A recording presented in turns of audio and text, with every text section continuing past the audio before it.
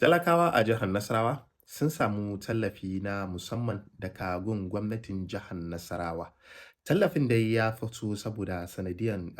ambaliyar ruwa da aka samu a wasu gefe da kuma raɗaɗi na rayuwa na talauci da yanzu ake ciki, aka kuma ƙara tura tallafin har zuwa ga manoma. Shi dai wannan tallafin da shi gwamnan jihar ya yi wa 'yan jihar yana ɗaya daga cikin abubuwan da ya musu alkawari a lokacin kamfen nasa na shekara na 2023, a yanda ya gayyaci mataimakin shugaban ƙasa watan Kashim Shettima kenan a matsayin babban baƙo na musamman na wannan gagarumin taro da aka yi a jihar.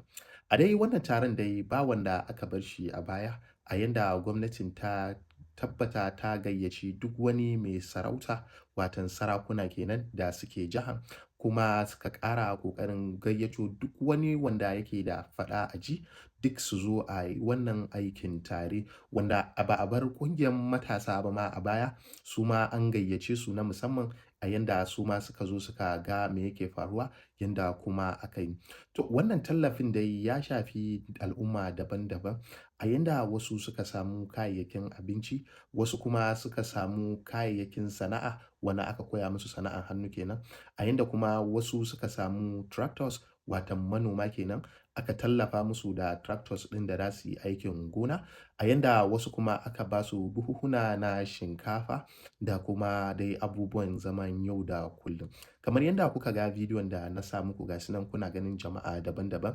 wasu jiya Juma'a ta musu daɗi a yanda suka koma gidansu suna murmushi da kuma annashuwa da jin daɗi.